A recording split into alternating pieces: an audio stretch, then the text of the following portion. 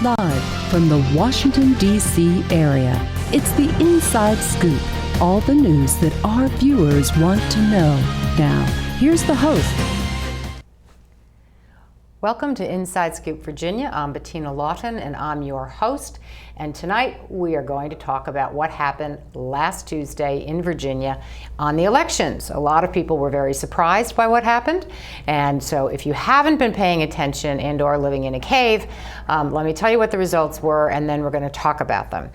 For the federal Senate, the U.S. Congress Senate, Mark Warner won with 49.12% of the vote against Ed Gillespie with 48.37%. Very close, much closer than many people thought it was going to be.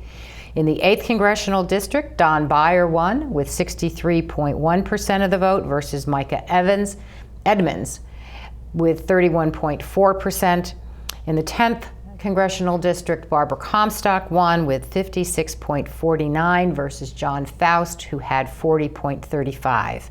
And in the 11th Congressional District, Jerry Conley won re-election with 56.86% of the vote against first-time candidate Suzanne Schulte with 40.36%.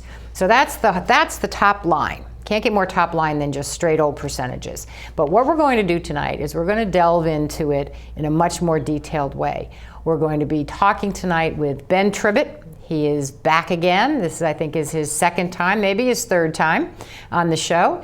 And those of you who know Ben knows that he knows numbers and he knows analysis. And we're going to talk about it tonight, and hopefully we'll make this all clear to you what happened.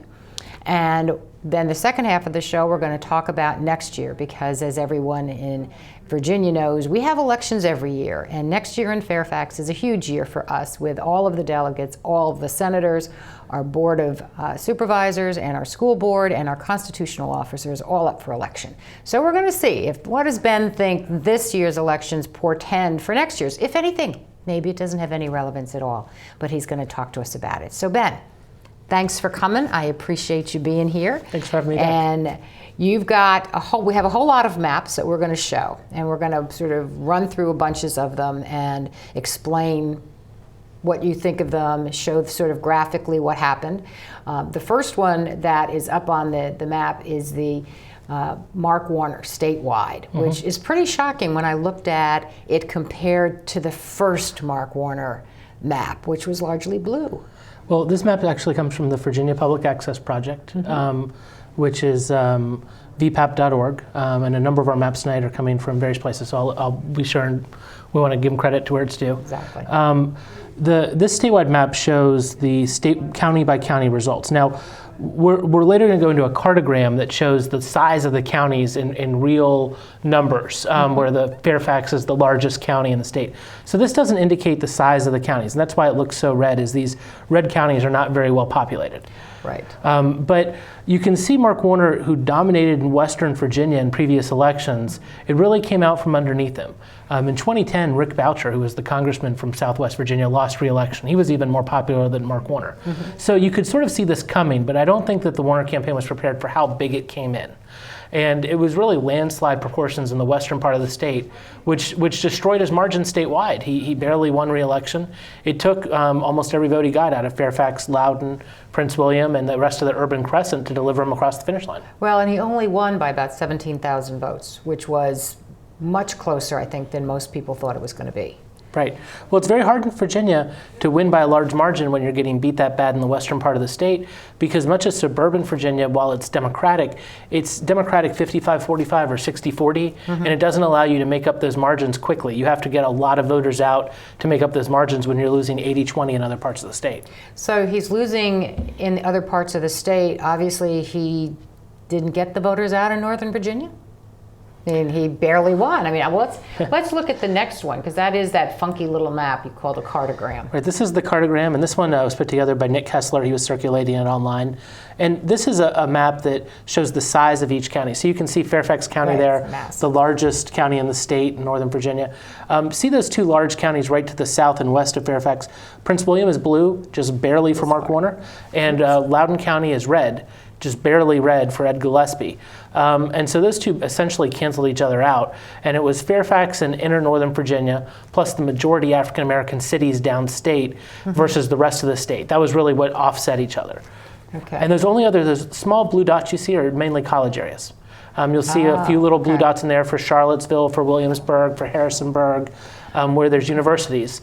There are some other little blue dots. Other than that, there's not many other places Mark Warner won. Well, I wondered what some of those were, particularly when it came to this map, because they were very, very tiny on the other one, and I wondered what was down there. So it's universities is where he was. University towns is where he did well outside of Northern Virginia and African American areas. Well, how was it, because there was a big series of criticisms of Mark saying that he didn't seem to understand how big of a problem he was going to have. He didn't pay attention to his base in Northern Virginia. He didn't get people out. Do you think if any of that has any validity, or is this just he was going against this huge national Republican tidal wave? Well, there really wasn't a wave in Virginia in the sense of waves tend to be turnout increases that bring in people with them. That's why I call it a wave. Okay. This was more of an undercurrent in that everyone's turnout was low. The Republicans had low turnout, the Democrats had low turnout, and that really threw the election into statewide into chaos because neither side did a good job getting their votes out. Both of them were well over 100,000 votes short of what we had in a comparable federal election in 2006 when the Senate office was on the ballot and you had Jim Webb against George Allen. Both Warner and Gillespie were well behind the Webb and Allen numbers. Well, that's kind of amazing because that's long enough ago and the population in Virginia has gone up, so you would have thought even if they had tried to keep pace, they would have still had more than... Absolutely. Well, that's very odd. Let's see what we've got next here. We're moving on to the 10th congressional on this one. Now, this is not the most exciting map. This again comes from VPAP because, as you can see, they've colored counties red that are over 55% for Barbara Comstock. Well, I'm not seeing a lot of blue. There's a tiny little speck of blue. It's like Manassas City Park or something? Manassas Park City went for John Faust by 2 votes. Outside of that, you can see the entire map is all red. Strongly red. So is red. That's really amazing. Now this next map, again, and this comes from VPAP, is a map of, this is just Fairfax County. Okay. And this is the Senate results in Fairfax County, in the entire county. The dark blue are areas where Mark Warner got 55% or more of the vote. The dark red are where Ed Gillespie got 55% or more. And the light blue and light red are where they won by much smaller margins, less than 55%. So are the red areas, because traditionally in Fairfax, the red areas are places like Sully and Springfield. Is that what we're looking at? It's Sully and Springfield that's all red? Sure. You see Springfield is what you see in the southwest corner of that map. Clifton, Fairfax Station, those big precincts. That's because they take up a lot of land. And then out in the far western areas on the Lawton border, you see a little bit of Sully out in the Virginia Run area. Those are those hard red precincts. Outside of that, the very northern part of the county, that's Great Falls. There's some red in there. And then a little bit in the south part of Fairfax, right on the Potomac River, where there's a lot of estates around the Mount Vernon area. Those can be Republican too. So the on the southern side of the map, that's the Mount Vernon. So I also see it's got a whole lot of sort of light red pink in there. So well, just at the very, very southern part is Mount Vernon. So you see that red precinct that's at the furthest southern part of the county, that's where Gillespie lives. Oh, okay. So, and that's where actually the same precinct George Allen lives in, Westgate Precinct in Mount Vernon. It's on the river, and it's very, very strongly Republican. Right, it's the large homes that are adjacent to Mount Vernon. Okay. All right, so that makes some sense. I saw it going right in that part of the county, and it's not. There's a lot of Democrats down there. That is traditionally the most Republican precinct in Fairfax County. It actually, is it really? And everything else in South County generally is Democratic. Right. So that's why the rest of that pink area, I was like, well, what the heck happened over there? That surprised me. Yeah. The Springfield Sully didn't surprise me, but the rest of it surprised me. And you can see in the eastern Fairfax is really where it's going, so strongly Democratic. Now this is Prince William County. And again, just like Fairfax, it has a split. Now, there's more Republican precincts in Prince William than in Fairfax. And you can see it's the northern area, the Gainesville area up around Manassas, that's strongly Republican, while the Woodbridge area is strongly Democratic. And Prince William County, people think of it as being a swing county, but really it's 2 counties in one. And you have a strongly Democratic area, a strongly Republican area. Not a lot of swing precincts in there, as you can see. And it's really who gets their vote out in a bigger way is who wins Prince William County now. Okay. Now, I was surprised that Jerry Conley did as well. When I was looking at the split between his numbers, he actually got 61% of the vote in Prince William County versus Fairfax, which was 56%. So in Prince William County, in the last redistricting, Jerry got rid of all those red precincts. And what Jerry represents is that blue area in the south. Okay. Well, then that explains it, because I thought, how did that happen? He ended up with better numbers in Prince William. He has all those blue precincts in the south. That's all Jerry Conley. That's all Jerry Conley. All right. That's all right. Let's see. Now this one is like the 10th district map, just sort of to indicate, we'll talk about Arlington later because they had some action at the local level, but you can see Mark Warner actually got over 55% in all 52 precincts in Arlington County. Across the board, and he won the county by 29,000 votes. So that the problem with, yes, you can win it by that kind of a margin, but it's not that big of a county. Right, and statewide, you know, it's providing good numbers, but obviously it also elected on the same day a Republican for local office, which we'll talk about. Yeah, that was a surprise for a lot of people. Right, and I wanted to put this map up so we could indicate when people see the difference. Okay, good. All right. Now what is this? I suddenly went to green and orange here. All right, well this is a map that I put together that is of the Hunter Mill district in Fairfax County. The best district in Fairfax County, since I live in it. Now Hunter Mill makes up Reston and Vienna primarily. It has a little bit of the outskirts of Herndon as well. And in Hunter Mill, you can look at the turnout trends to see whether or not, when we're talking about, is this election a wave or is this election something that could be attributed to other factors? Hunter Mill will give you a good answer because Reston is so strongly Democratic. Yes. In a Democratic wave election, you'd expect to see Reston off the charts in turnout. In a Republican wave election, you would not expect to see Reston do well vis-a-vis other areas. You'd expect to see more Republican areas surge and Reston stay more flat. Right. In this map, what you can see is the Vienna area in the southern part of Hunter Mill. The orange precincts are where turnout dropped 10% or more from 2006. The green precincts are where it dropped between 5 and 10%. There are no other colors on the map. There's not a single precinct that even came within 5% of its voter turnout from the last federal midterm election in Hunter Mill. Wow. So you can see that Reston area actually had a little bit lower drop-off than the rest of the district, which indicates that this was something where Democrats weren't necessarily coming out in droves, but neither were Republicans. It didn't follow an ideological map into turnout. And that's why this is important to look at, because you can see that it's not following that pattern. And what really is happening here is that there's just a drop across the board. So nobody was particularly interested in this election, apparently. Exactly. Now this next map is the same thing for the Braddock district. Now Braddock is considered a swing district in the middle of Fairfax, generally indicates sort of how Fairfax County is going. And the precincts there, the only precinct that's not green or orange in Braddock is University, because it didn't exist the last time. That's where George Mason votes. But all the rest you can see all drop more than 5%. All right, well, we are going to pause right here because we can hear the music, so we've got to go to break, and we will pick it up here when we come back. We have Ben Tribbett with us tonight. We are going into a deep dive on last week's election. Stay with us. We will be back.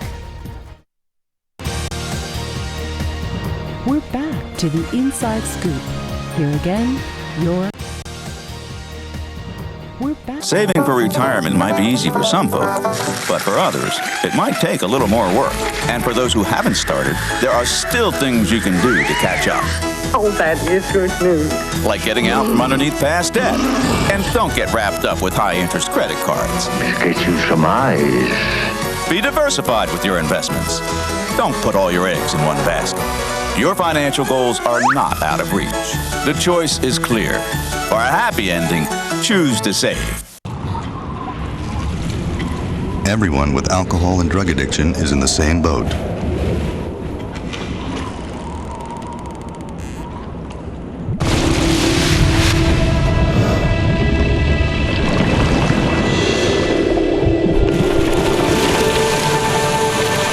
With treatment, you can find solid ground. For drug and alcohol information and treatment referral for you or someone you know, call 1-800-662-HELP.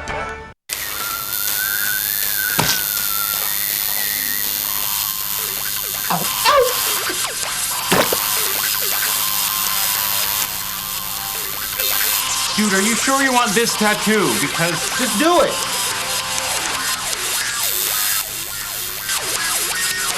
Some mistakes in life are permanent. Like hearing loss. To learn how to protect your hearing, visit asha.org. You've probably heard about heart disease, but did you know that it's the #1 killer of women nationwide? Heart disease claims more lives each year than breast cancer, lung cancer, or strokes combined. But there are steps you can take to protect yourself against it. For more information on how you can prevent heart disease, contact your local American Heart Association or visit their website at... We're back to the Inside Scoop. Here again, your host. Welcome back to Inside Scoop Virginia. I'm Bettina Lawton, and I'm your host. And tonight we are talking about last week's election with Ben Tribbett. He is a political consultant and analyst, as you will be able to tell, because he's got amazing insight into this and all kinds of statistics. And he has no notes, which is like really blowing my mind. So Ben, when we left, we were talking about Braddock. So it's a swing district, and University is the only one that's not. So University didn't exist. So that's why it's blue on that map, because it didn't exist in the last one, so we can't compare it. They just added a polling place there in 2011. You can see the Burke area, which is that southern green area, which is a little bit more Democratic, had less voter fall off, 5 to 10%, than the orange area. That orange area that you're seeing, especially that big block, is up in the Annandale area, up towards where Nova Annandale campus is, North Springfield, near the Beltway. And so, again, it's not following an ideological pattern. Those precincts that are closer to the Beltway are a little bit more Democratic. You would expect them to have Republican precincts to be surging in the other part of the district if that was happening. It's not really happening. So again, this is everyone's down. Republicans are down, Democrats are down, and that's what's creating what the election results were in Fairfax County. Well, but why are the Republicans down? Because there was a huge theory that said, oh, we're going to be able to defeat Mark Warner, and oh, we're going to be taking back the Senate. And I mean, I know there's no excitement over there because of Jerry and Don Beyer and how those districts are drawn, but I would have thought that the Republicans would really have been seriously working on their turnout in order to help Ed Gillespie. There's a fascinating thing happening with the Republicans, and Bettina, they're kicking themselves today. The last two elections in Virginia, governor and U.S. Senate, 2 years in a row, Republicans have been very close, and they had pulled out their money before the end of the election thinking their candidate had lost the election. And then the National Party came in afterwards to say, oh my gosh, this was way closer. We never should have pulled our money out. Both of these elections, both governor last year and U.S. Senate this year, the Democrats won with under 50%. Robert Sarvis, the Libertarian candidate in both elections, made the difference. So neither one were landslides. And I think that the Republicans are looking at these numbers saying, if we had spent more money and gotten our voters out, we would have beaten Mark Warner. And they're probably right. Well, so what does that, I know we're going to do this in the next segment, but what does that bode for 15 if they've now got a 2-cycle, gee, we pulled our money out too fast? Are they going to learn the lesson, or are they short memory type people and they're going to? Well, the big money is the national money. So I think it has a bigger impact on 2016. They certainly won't pull out of Virginia again because of bad polling in 2016, and probably not in 2017 in the governor's race then either. You can count on the Republicans staying in wire to wire in those elections. Oh, joy. Let's see what else we've got here. All right. Now this map, we're back on the 10th district election. Right. And this is a map of the 10th district part of Fairfax. Now, for people watching, they may be a little bit confused as to how this district doesn't attach. That's because it attaches itself through Loudoun County. We're just looking at the up Fairfax. with the Sterling area. Right. Yeah. When I first saw this map, I was like, this can't be the right map. Right. So this is actually a map of the 10th district part of Fairfax. It has two different forks that reach into the county. The northern fork is where John Faust and Barbara Comstock both represent the Drainesville district. And that really runs up through the Great Falls area all the way through McLean to the Arlington border. The southern fork is Sully district through just south of Herndon all the way through Centerville, Chantilly, cutting around the town of Centerville. You see there's a little hole in there, and then coming out back the other side to take in all of Clifton and Fairfax Station. I see there's this little tiny hook to keep them all hooked up together towards the end there to pull in that. Exactly, and then the hook is really designed so the 11th can reach into Centerville, because those precincts that are missing are heavily Democratic, and they did not want those in the 10th district when the Republicans redrew these lines. So those were put in with Jerry Connolly, and you can see they did a very effective job doing it. They only left in the one Democratic precinct that's needed to connect the district. Otherwise, all the other Democratic precincts are out in the south part of the county, and they just have Republican precincts there. Well, what I found troubling with this map is when you look at the top part of the map, which is the Drainesville part, there's very little blue. He only won 4 precincts in Drainesville. Right, and that's a big problem. You know, as we talk about next year for the Drainesville election, John Fausto is going to have to sort of figure out what he's going to do now that his own constituents have voted against him. He does have some Democratic precincts in Drainesville that are not in this congressional district that may be able to bail him out. But this is not a good showing for him. He finished far behind where he finished in these same precincts in 2011 as a supervisor candidate. Right, because he won every precinct. He did. In 11. So this, I thought that was a little troubling that there was so much red in that part. Look, of he the lost map. it. If you look at this map, he lost his home precinct. He lost a precinct that was his home precinct before he moved to his new home precinct. I mean, these were people that know him well and knew Barbara Comstock well. They both have represented him, and they went to Barbara Comstock. Wow. Well, we'll talk about that on the 15 stuff because that's not good. Although I'll ask you now, what do you think? Was there a moment where you thought all is lost, or did you ever think John had a chance at doing this? I think John had a chance early on, but what he would have to do to win was define her early on. And the campaign didn't seem like it was ever organized enough to define Barbara early on. They finally got their act together in the spring, and I think at that point she had defined herself in the nomination contest as a moderate. And to voters, they had decided that she was, you know, a reasonable Republican, and reasonable Republicans tend to do very, very well in the 10th district. It's only the most extreme Republicans that don't do well there. E.W. Jackson lost the 10th district, but Ken Cuccinelli won it.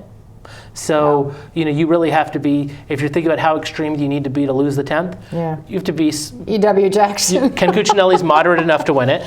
E.W. Jackson's a little bit too conservative. So somewhere in between there is the magic point in which they lose the 10th district. And clearly Barbara Comstock was never defined anywhere close to that. No, and you're right. During her primary for that nomination, she really did spend a lot of time redefining herself as a moderate in that whole convention process that she went through. And look, she's smart because in a Republican process right now, it's easy to define yourself as a moderate. You don't have to take moderate positions to have everyone else out to your right. And she saw the opportunity to have very conservative positions, but allow everyone to outflank her to the right to be the most moderate candidate in the field and position herself well for the general election. Yeah, and she absolutely She handled did. it masterfully. Well, she is definitely... Now, this next map we're on that you just brought up is Loudoun County. Okay. This is the 10th District Loudoun County results. And as you can see... I'm surprised at all the blue relative to Fairfax. There's still a lot of blue in Loudoun. Eastern Loudoun County tends to be, when Loudoun goes Democratic, almost all those small precincts in the eastern part of the county that are small geographically, those are more dense precincts. They almost all tend to go blue. And the western part of the county is what tends to go red. As you can see here, Barbara swept the western part of the county, as most Republicans do, but she also penetrated into the east and won a number of those precincts. You see them as light pink, a few of them dark red. And those precincts is enough to tip the county, not only to her, but she was able to use her coattails there to bring in Ed Gillespie with her. And Ed Gillespie carried Loudoun County. Wow. I didn't realize that. And you think that's partly because of Barbara? Absolutely. Well, you know, I always joke that, you know, when you have a down ballot candidate that's affecting it, you have a good term for coattails whenever it's an up ballot candidate who brings them in. Coattails means from behind you. Right. I don't know there's a good term for when someone brings you in from behind. From behind. I mean, other than like a wedgie. But I mean, it's probably, hopefully not going to catch on. Okay. Yeah, okay, so okay, Ben, we're just hoping that one's not outside of that, I mean, I don't know what other term to use for how she brought him in. So. All right, so this is East Loudoun, apparently. Yeah, so we just take a closer look because those precincts are so small in the east, and you can see Barbara's winning a lot of those smaller precincts in the east, and these are small geographically, meaning they're very dense. This is the dense part of Loudoun County, and she's winning most of those precincts. There's still a few Democratic precincts in there. You see the ones to the furthest to the west that are blue. Right. That's the town of Leesburg. And the town of Leesburg is very Democratic. And then you see some other blue precincts in the Sterling area where it's majority minority. Outside of that, she pretty much swept the entire county. Wow. Okay. Let's see what else we've got. Now this is just another, again from VPAP, this is the map of Frederick County. And it's all red just to indicate, remember the district does run to the west of Loudoun County, and it's important to remember Frederick is the biggest county to the west. And so Barbara brought in a 10,000 vote margin in addition to what she did in inner northern Virginia. She had that extra padding out in the western part of the district. Well, is it really likely for a Democrat to win this district the way it's currently configured? Because we can look at this particular map and you combine the solid red with all that red in western Loudoun, and it just looks overwhelming. And then you've got all those little counties. Don't you have like Clark County and There's just a couple small counties pieces? in there. Yeah, and they're all red. So what's the likelihood, absent some kind of redistricting, because of course there's got to be some level of redistricting because of the recent court decision on the Bobby Scott's district. But as it's currently configured, it does not look like any Democrat's going to be able to win it anytime soon. Well, the 10th district is the district in the state that is the most similar to statewide results. So on paper, it should be winnable. Okay. Democrats tend to get crushed there in congressional elections. They tend to do well there in Senate elections. They tend to do well there in statewide elections. Terry McAuliffe only lost it by 1 point last year. Ralph Northam carried it. President Obama carried the 10th in 2008. He lost it in 2012, but they were both very narrow. And so it is a district that on paper is winnable. Okay. Should be it's winnable. not winnable by Democrats from inner northern Virginia that are trying to run a Fairfax County campaign all the way out to Winchester. So we need to find people in Lawton. Well, we haven't fielded anyone in the 10th district as a Democratic nominee in almost 20 years who didn't live in McLean. McLean makes up 4% of the population of the 10th district. Okay, so that can be part of the problem. So tell us what this is. This is crossover. We've got two maps left for this part of the show. Okay. What is this crossover business? This is one of I think one of my favorite maps because it shows where we have this is the 10th district and this is the southern part of the 10th district. Just looking at our notes here. So on this map, what it's showing is how much crossover was there between Mark Warner and Barbara Comstock. Obviously, John Faust ran well behind Mark Warner. So how much crossover was there? And you see so it's here, crossover people voting for Mark Warner who then crossed over to vote for Barbara Comstock. Right. The red precincts is over 15% margin crossover. So you can see there's a couple red precincts. Now, there are reasons for these three little precincts that are red that had massive crossover. Jim LeMunyon, who's a state delegate close with Comstock, is in those two ones that are to the north. Okay. And Pat Harity's home precinct is the small one to the south, where you see people in the community that are well-known working for Barbara. But that's just 15% plus. The orange is where Barbara won 10 to 15% crossover from Mark Warner. Big. And in the green, Barbara won 5 to 10% crossover from Mark Warner. And no precinct in the 10th district did Barbara Comstock in Fairfax County win less than a 5% crossover up ballot from the Democrats. And so this is the same thing up in the Drainesville area. This is the northern part of Fairfax that's in the 10th, and you can see, again, it's a there's huge red section in there. Right, there's 3 red precincts. They're large, where Barbara won over a 15% crossover.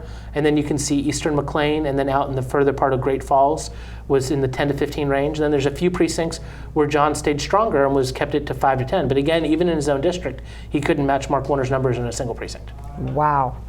Well, that's discouraging. And I'm sure John is not too thrilled about all of that either, to sort of be that kind of a drag on the top of the ticket.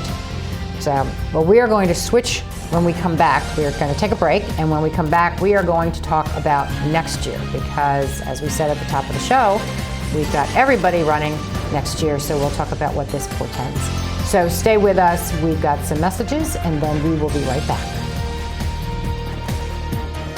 I need a job. Necesito trabajo. I would like to speak English better. Me gustaría hablar inglés mejor. I want to be a U.S. citizen. Quisiera ser ciudadano de los Estados Unidos. For over 35 years, por más de 35 años, the Hispanic Committee of Virginia has been serving our community. El Comité Hispano de Virginia ha estado sirviendo a nuestra comunidad. Job training and placement, capacitación, ayuda para conseguir trabajo, education for children and adults, educación para niños y adultos, immigration, naturalization, and medical referrals, ayuda para los procesos de inmigración y naturalización y orientación sobre médicos are a small part of what we do. Son solo una pequeña parte de lo que hacemos. For help, information, or to volunteer, para ayuda, información o para ofrecerse como voluntario, contact the Hispanic Committee of Virginia. Comuníquese con el Comité Hispano de Virginia, helping everyone participate more fully in American society. Ayudando a todos a participar plenamente en la sociedad norteamericana.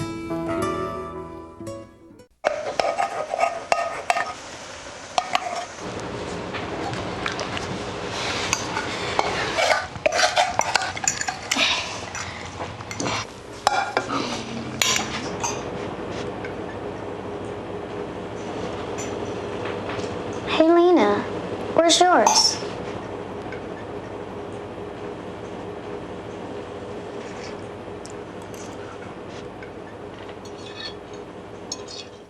Would you notice if you were missing half your kidney function? According to the National Kidney Foundation, 20 million people have chronic kidney disease, and 20 million more may be at risk and not even know it. Anyone with high blood pressure, diabetes, or family history of chronic kidney disease is at risk.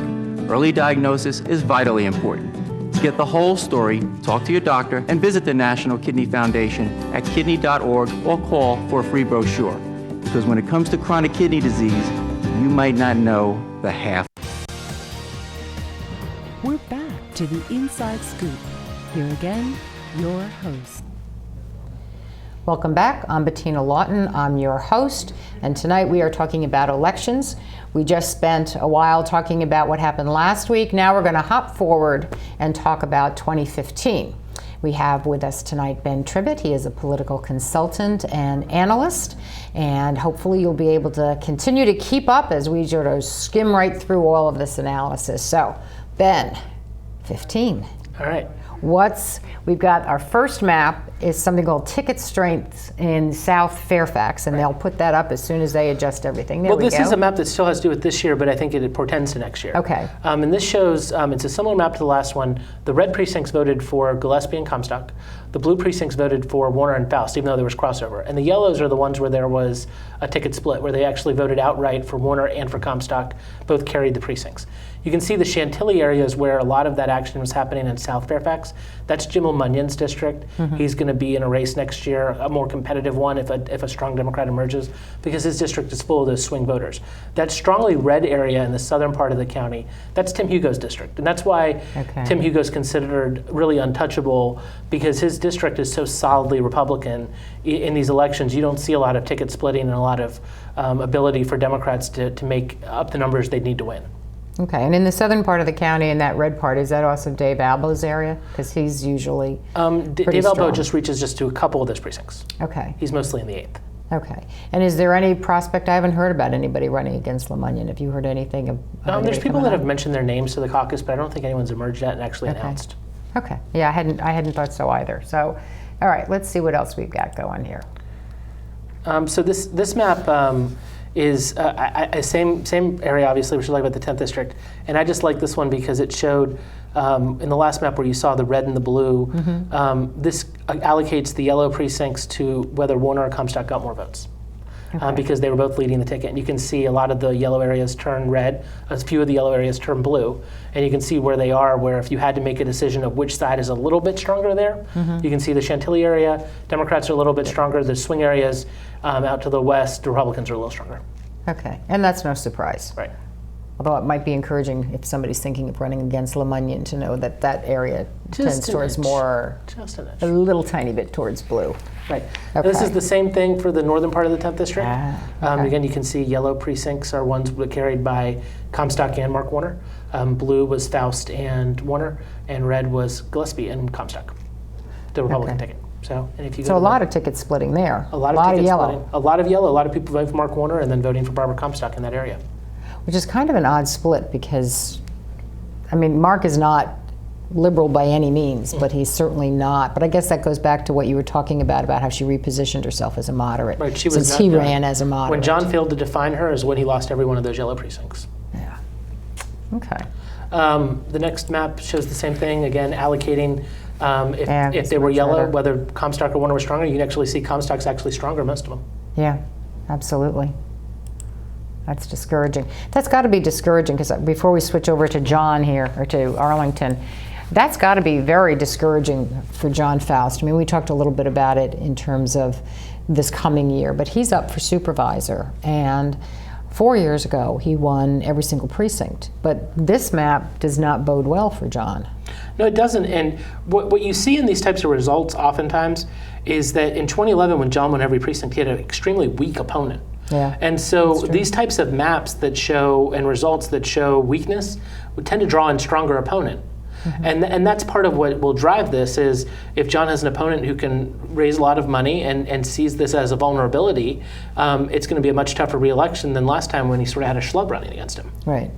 Well, and there is sort of this talk, and I noticed that because she made a comment in her victory speech about, well, now I guess I have a real job. And it was clearly a jab at John's sort of foot in the mouth moment in his campaign. And a number of folks have said, oh, and then there was some comment by some Democrat who said, oh, well, he can come back in 16 and take it, which led many folks, myself included, to say, if Barbara Comstock is smart, and we know she is, she will try to figure out how to make sure John doesn't get reelected next year.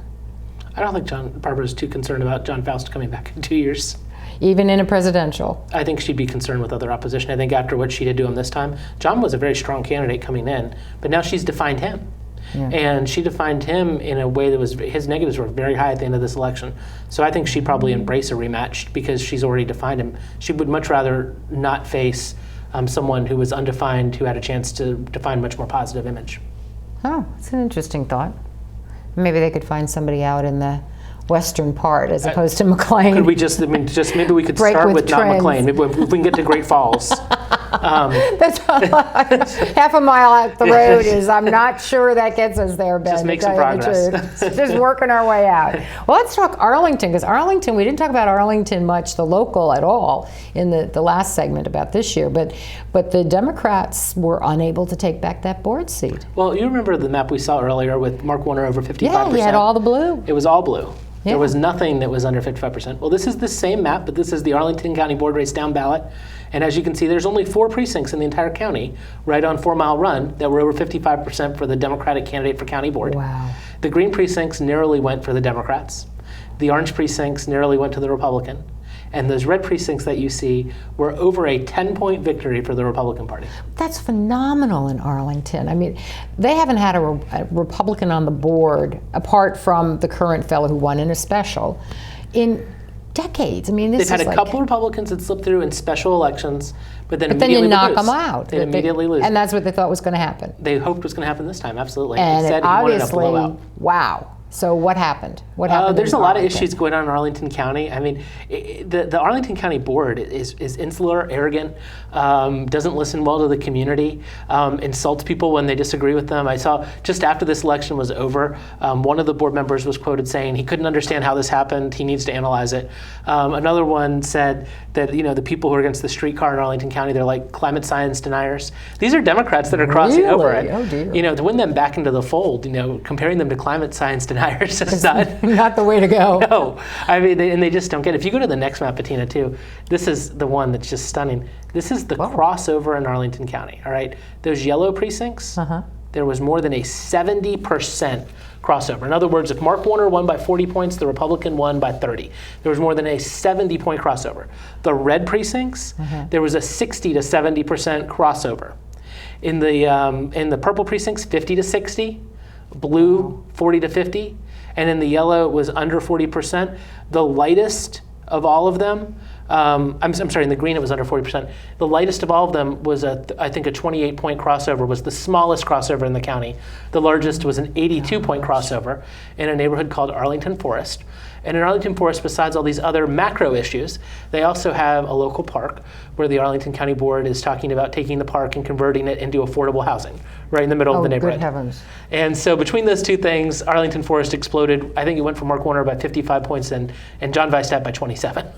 Oh my gosh. Oh my gosh. So those are all like really local issues, because they've got the streetcar issue over there, which I guess is Vilsack's thing that got him in the special. That's, I remember them talking about that. They have a dog park in Clarendon. They've got an aquatic center. They spent a few $1 million starting to plan this massive aquatic center that later was partially canceled because they hadn't gotten clearance from the FAA, and this aquatic center was going to be so tall that it actually needed pre-clearance from the FAA because it's in Arlington County in a flight path. And the FAA said, no, we're not even clearing this. The $1 million bus stop. Wait a minute, a tall aquatic center? I guess a slide?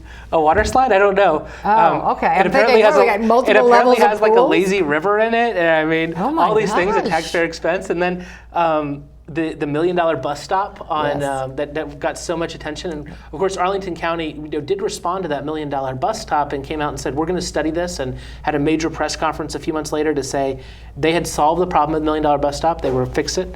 The new ones will only be $780,000 each. And I think that a lot of residents in Arlington are looking at this saying, put up a freaking sign, and we'll pick up the bus. Like, right, you don't really need this huge, massive thing that will withstand tornadoes or something. Well, the greatest thing about it was after they built the $1 million bus-stop prototype, there was a snowstorm a week later. It doesn't even keep the snow out. Oh, for heaven's sakes. So that's like a total waste of... It was a complete debacle. I mean, the Arlington County's just been full of debacles recently, and that's what, you can see how Democrats are upset at the local level and making conscientious decisions. Look, they're voting straight Democratic, they're breaking at that level. Same thing happened in a special election this summer. The Republicans ran on a anti-streetcar platform for the House of Delegates special election there, and were crushed because voters were not interested in electing them to the state house based on a streetcar. But in the local elections, they're making that differential. And this is where the Arlington board's really messing up. These are extremely well-educated voters. Right. They know exactly what they're doing. They're not mistakenly voting for the Republican. And they keep expecting them to turn around as if this has been a mistake. These are highly educated voters who know exactly what they're doing. So what do you think is going to happen then? I mean, is it like Fairfax next year where the entire Arlington board is up? Or no, Arlington staggers. Oh, so they have one board member up in a presidential year, one in a governor's year, one was up this year, and two are up next year. So the Republicans could hypothetically take over the board next year because there are 2 Democrats seeking re-election. But only 2 of the 5 seats are up. Okay. So yes, if they won both of those with the current Republican they've got, then they could take it over. They could. That would be amazing. In the heart of the most liberal area in Northern Virginia. So that would be absolutely amazing. The whole thing in Arlington has just been breathtaking. But now, do they have similar problems like the other local set of offices, a school board? Do they have similar problems there? It's all focused Democrats. on the Board of Supervisors. Yep. Yeah, all in they call it the Arlington County Board there. Yes, and it's all on the county board. Wow, that's like awesome. It's a political story that just is so interesting to watch, and the meltdowns that have come from it, where they can't seem to figure out how to respond. It's remarkable. Well, and I guess I don't get how come they can't figure this out. I mean, the voters, as you say, are making conscious decisions.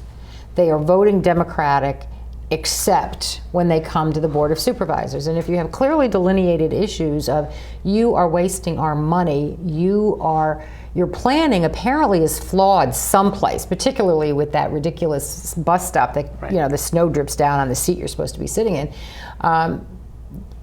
It's not rocket science. I don't get why they are not figuring this out. I think that the county board has been over years, because it's been so insular. It listens to county staff on how they want to do things. And some of these projects are probably smart planning. If you're an urban planner that doesn't have to listen to public opinion, you very well may think that this is a good plan. And I think that's where the Arlington County Board's really been caught up, is they're listening to their staff too much. A couple years ago, they even had there was an issue with loud bars in Clarendon. Right. And they were trying to figure out how to handle the fact that there was nightclubs that were turning in, some of these places were turning in nightclubs. So they decided to add a fee for nightclubs, but the way that they regulated whether or not they were nightclubs was whether or not there was dancing. And essentially, they created a dancing tax. And I mean, they're lucky that these candidates can't afford TV ads, because I mean, you'd be seeing Footloose on your commercials. Right, exactly. If you could have TV ads in Arlington County. I mean, it's so absurd to think that the Arlington County Board, their solution to loud music is a dancing tax, but that's what it is.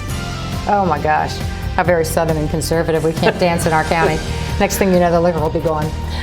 Well, we're going to come back and talk some more. We're going to go for a break. You're going to get some messages. We're going to come back. We're going to talk some more about Fairfax County and what Ben thinks is going to happen next year in Fairfax. It's a little different than Arlington. Stay with us.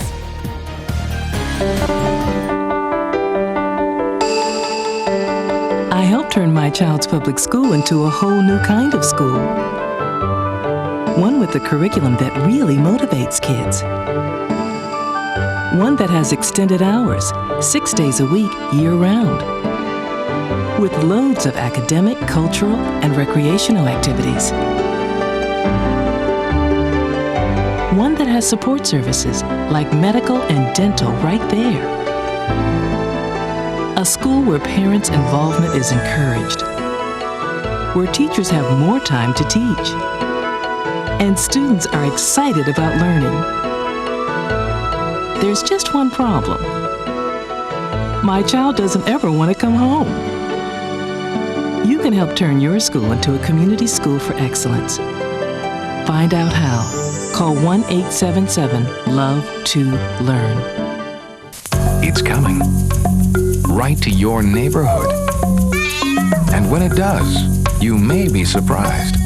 It's your Social Security statement of your benefits, and it's going to help you plan your financial future. Your benefit statement will tell you how much Social Security you're eligible to receive and when you'll get it.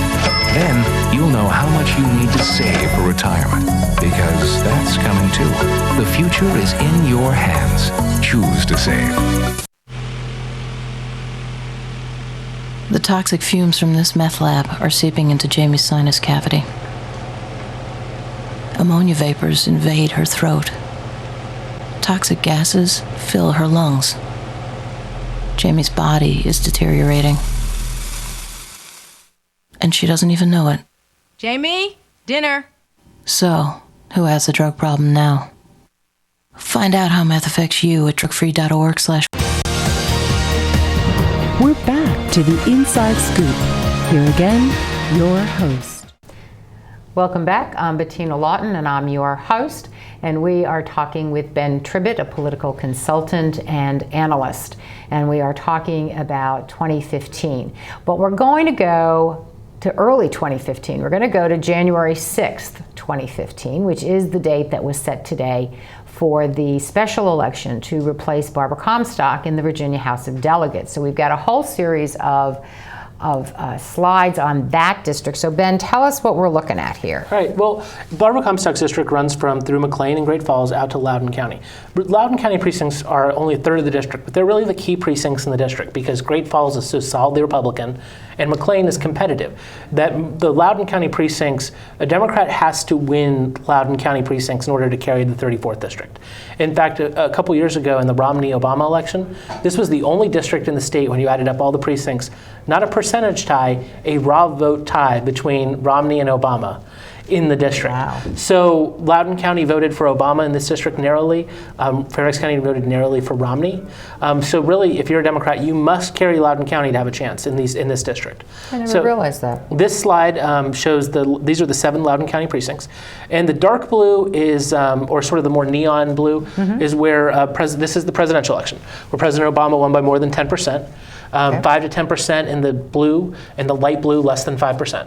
So you can see they're almost all Obama precincts except for that one light red, which is Romney by less than 5%. Now if you go through this, this is the same map in the gubernatorial election the next year. It's all blue. Terry McAuliffe won every precinct. You can see 2 of them he won strongly, 3 of them he won between 5 and 10 points, and then 2 Terry lightly won.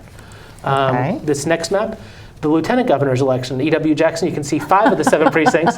Ralph Northam won by 10 points or more, with the other 2 between 5 and 10 points. So you see how this margin's expanding. As you say, the crazy gets defined. As it comes out, all right? By that, okay. And now this next map's really interesting because you can see it receding back a little bit, but remember we're talking about Mark Herring's election. This is Attorney General. Right. So even though he's from Loudoun County, his opponent, who was not defined as much, it still receded back. Again, making that argument, this is much more about the Republican candidates than it is about the Democratic candidates and defining them.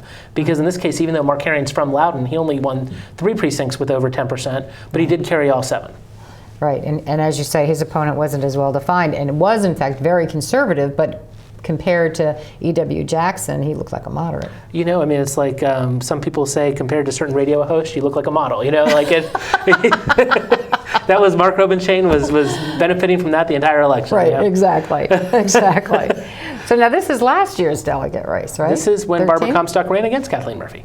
Okay. And you can see on the same day, Barbara Comstock wins 2 precincts between 5 and 10%, wins 2 of them with under 5% margin, and the other 3 that Kathleen wins are all under 5%. You can see that margin completely recede out of Loudoun County, which is how Kathleen lost to Barbara Comstock. So you can see, I'm sort of flipping back and forth so people can see the huge difference. And that's why Kathleen Murphy lost to Barbara Comstock. So we should say, for those people who don't watch the news like this, Kathleen Murphy declared today that she was going to run again. The Democrats are having a firehouse primary on Saturday. So are the Republicans to choose their candidates.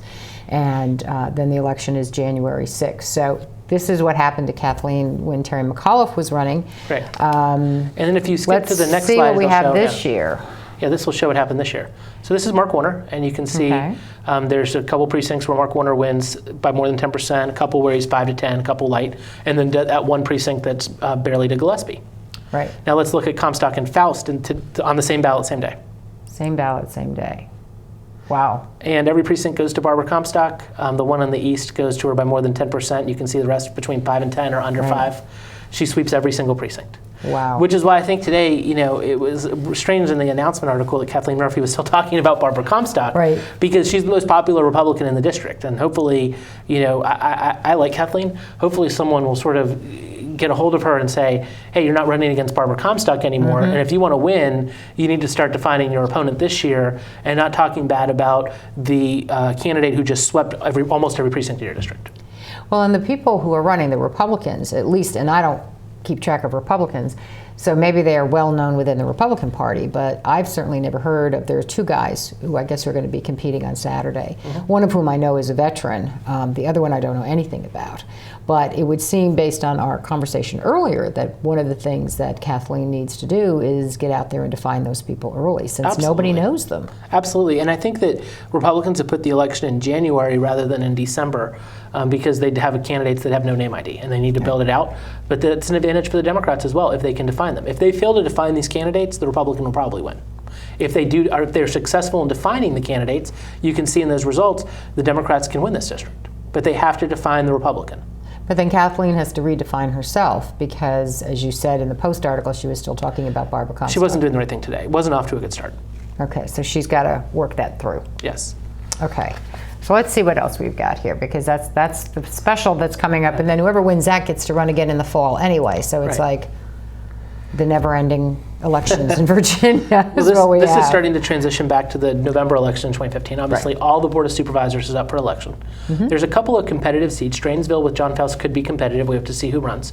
Mount Vernon, if Jerry Hyland left, is a competitive seat. And now you're down in that area of the county. Is that the talk down there that Jerry has the might last not? couple of times has said he may or may not run, then decided to run. So wait and see. He's been in since 1987, so a long time. Yeah, 20 years. Now, how does this play? Because you mentioned Jerry's been there since 97.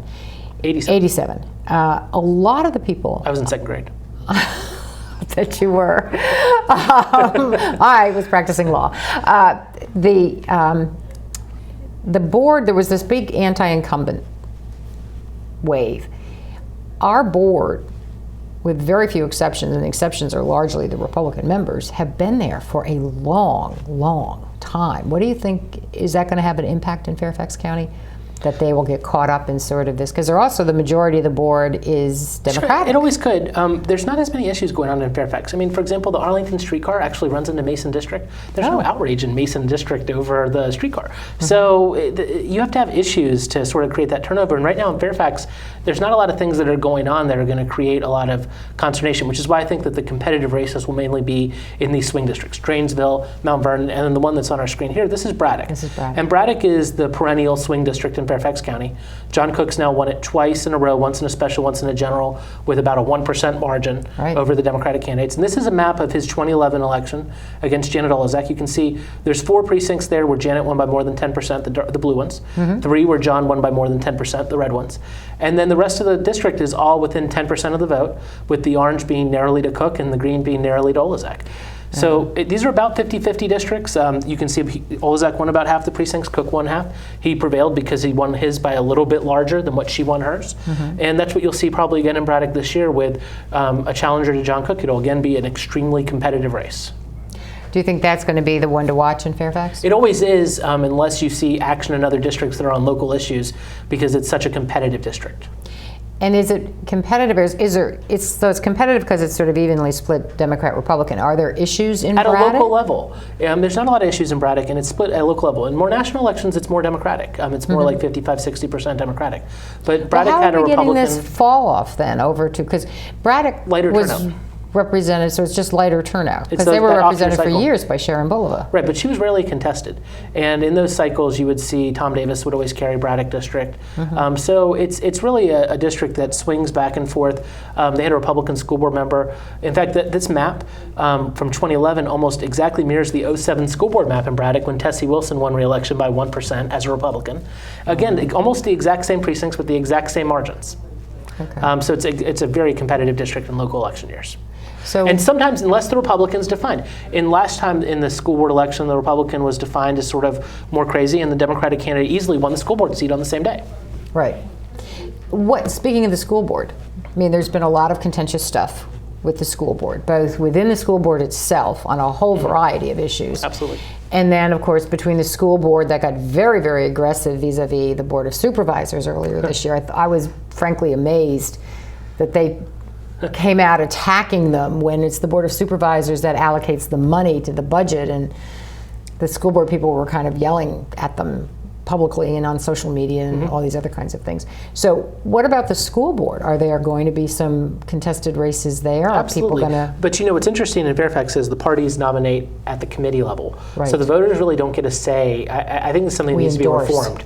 Right, but in Arlington, when they do endorsements, it's done in a caucus, and the voters are invited to participate for school board endorsements. Fairfax restricts it to party members, and I think that's a mistake. I think it's something the Democrats need to think about broadening out, because voters really should have a say in this before it gets to the election day. And on the election day, voters are going for the Democratic candidates on their sample ballot because the Republican candidates, frankly, the last time they almost took over the school board, started trying to ban books. Right. And since then, the Republicans haven't had more than 2 seats on the school board. One of the 2 Republicans on the school board, they had a vote yesterday, was 11-1 to ban discrimination in schools. She was against that. Those are the kind of positions that keep the voters from electing any Republicans to the school board in substantial numbers. Right. So so the Democrats need to open up the process, because that's really the only mechanism to get on the school board right now is the Democratic sample ballot, because of where the Republicans are in Fairfax. Right. And I think that you'll see, you know, in terms of the money, I side more with the school board on these types of issues, because you see these schools are failing. We have a record number of schools in Fairfax County that have been disaccredited by the state, especially in South Fairfax. Most of Scott Serval's district, almost 100% of it now, are disaccredited high schools. Really? And this is a crisis moment in the schools. And I think that in the last few years, because of how tight the budget's been, the schools have had to cut back, and they need that money expanded. And that's why you're seeing such a frantic appeal from the school board to get more money. Well, maybe they should look at their budget. Yeah, I think. I have my own little personal things with the school system. Absolutely. And some of the things they offer. It's like, yes, in flush times, this is great, but in the non-flush times, this is not so great. So let's see. I got 3 more maps for you. You got 3 more maps, and I think I have to find them if I'm remembering correctly here. So let's see if I can find them again, because we had 2 of them at the very end. Absolutely. See what here they are. Oh, okay. So the last 2 maps here. The first one is just back to that 34th district special election. We took a look at both sides of the district. This is the district as a whole. Okay. And you can see on it, this is the election, the Comstock-Faust election. Again, you see how dark red it is, and most of it with light red and the rest. A couple of precincts went to Faust. The yellow precincts are precincts that were not in the 10th congressional district that are included in this election, including a couple in Hunter Mill. But you can see how overwhelmingly the Republican this starts, just as a top line to that special. And then the one other map that we had, and I think this is the last one. Yep, this is the last one. This is the Herndon area seat held by Tom Rust. And one of the things that we haven't talked much about for next year is all the House of Delegate seats are going to be up. And this is the most competitive seat in Fairfax County for the House of Delegates. Tom Rust won by less than 1% for re-election. And this is a map of that election. So you can see how Jennifer Boysko won the south part of the town of Herndon and some of the areas in Hunter Mill that are just south of the town of Herndon, where Tom Rust is prevailing to the north and the south. And that's why that seat was so competitive. And I expect you'll see a rematch there. Jennifer's already announced. I think they'll both be nominated. And you'll probably see a very similar map this year, and that will be probably the marquee House race in Fairfax County. All right. Well, thanks for coming, Ben. We whizzed on through this, and made it through them all. And we made it through them all. Oh, ye of little faith in the control room. We did it. So I want to thank you for coming. We'll have you back throughout the next year. Give us your views. Thank you. Thanks.